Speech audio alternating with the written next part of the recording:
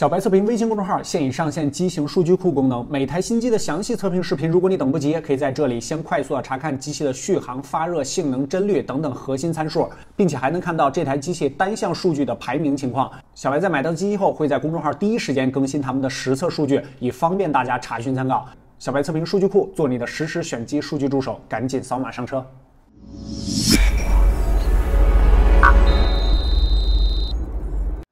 Hello， 大家好，欢迎收看这一期的白问，我是小白。这应该是我们连续的第4周更新了，1个月了啊，都没有拖更，我骄傲。OK， 先来说一下我们测评视频方面的进度啊。当你看到这期白问的时候呢，我们正在进行的是2017年，现在是2018了啊，盘点一下2017年的这个年度旗舰机的性能怎么样。这个上半年的时候呢，我们做了一次国产机的旗舰性能大对决，主要是看看这些国产目前的系统啊，还有就是硬件对这个835这款旗舰处理器的优化怎么样。但是这一次是年度盘点，我们就加入了国际旗舰啊，有这个 Note 8，还有就是 iPhone 10，同时也有2个新平台加入，一个是 A11，一个是麒麟的970。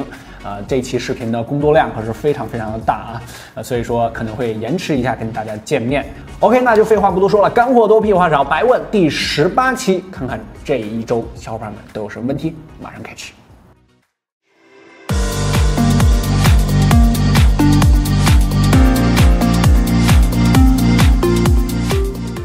OK， 来看第一个问题是来自微博的小伙伴简单的力是吧？小白想换一个千元机，看了你的千元机测评，还有一款朋友推荐锤子的 Pro 1代这个晚期纠结癌，不知道红米5P 还有 Pro 1选哪个呢？女生比较适合，求推荐，感恩。这个是专门给你发了一条微博啊，还问了一下网友们的意见，大家呢应该是跟我的意见都一样，主要是推荐红米的5P。但是啊，其实我真想一下，这个坚果 Pro 啊，如果要是一个女孩子拿着的话，还是非常有气质，就是不一样吧。就是因为这个红米5P 它用的是公版，这手机真的是普通的不能再普通了。但是基于是千元机，咱们还是实用为主，推荐5P。好，来看下一个是钢棍谢师傅，来自微博的小伙伴，有点暴露年龄啊，这个是中华小当家里边的一个人物。Hello， 小白你好，我一直都是您的粉丝，最近想买一台安卓手机，不知道有什么推荐的，因为手头使用的已经是苹果了，暂时不考虑苹果了，手头有4500元左右的预算还是很充足的啊。再补充一句，不喜欢三星的 AMOLED 屏幕，如果你要是不喜欢三星的 AMOLED 屏幕的话，在这个价位段，在今年的旗舰机中好像只有一台机器可选了，那就是Mate 10，它是 LCD 的屏幕，但是那台手机呢是没有搭载这个18:9的全屏但是它的屏占比和边框呢做的还都是比较好看的，而且前置的指纹识别呢也是我非常喜欢的，非常不错。比如说这个 V10呢跟它是差不多的，但是它是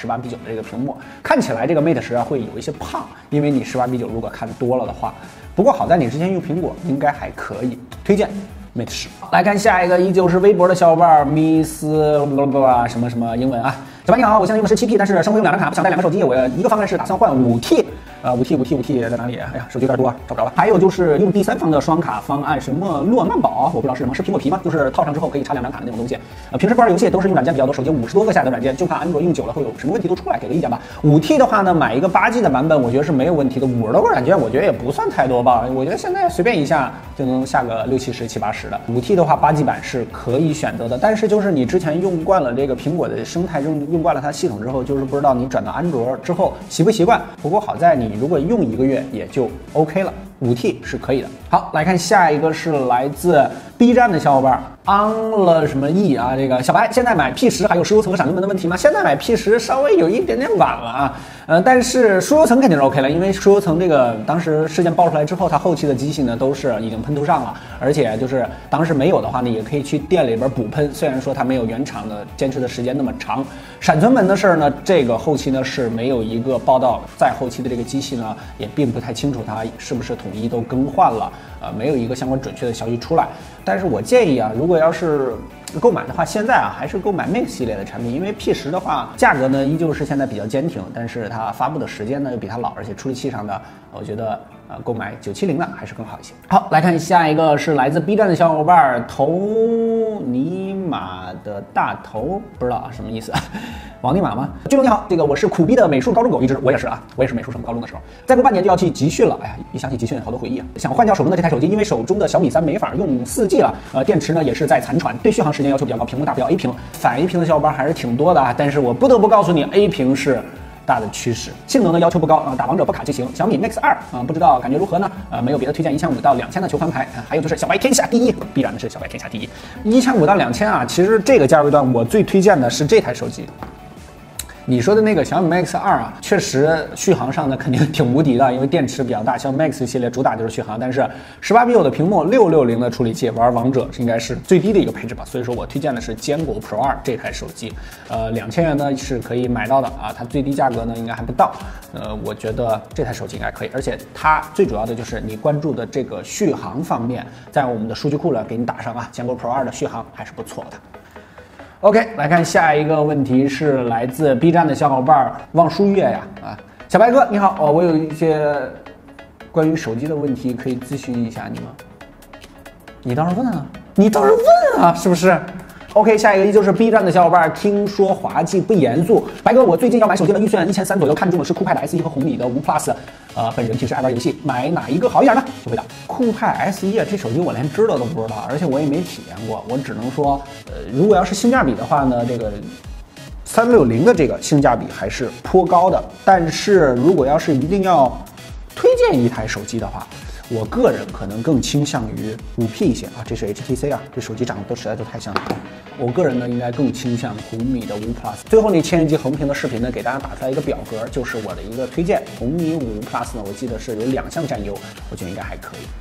别再我说我是米黑了，老推荐小米的手机，对不对？最后一个问题，余额不足，来自微信公众号白问的小伙伴，我就想知道小白你有多少钱？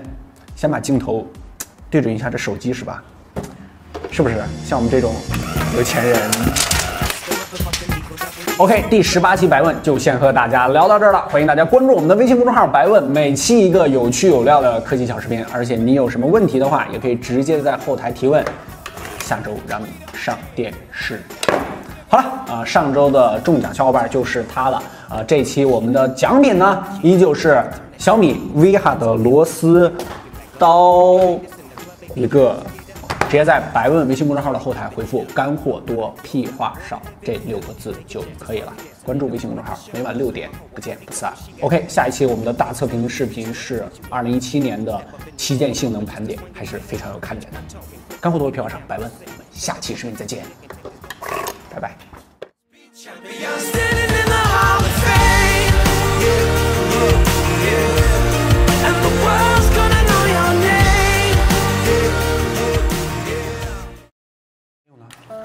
行了，这装完逼是吧？赶紧收拾，赶紧剪，别录了，跟一块儿剪，这么多。